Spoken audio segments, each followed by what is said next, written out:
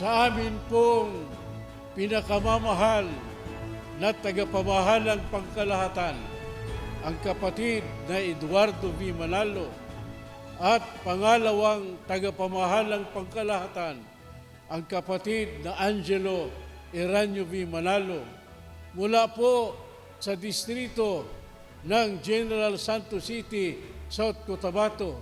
Mula po rito sa General Santos City, Iglesia de Cristo, Church of Christ, School for Ministers.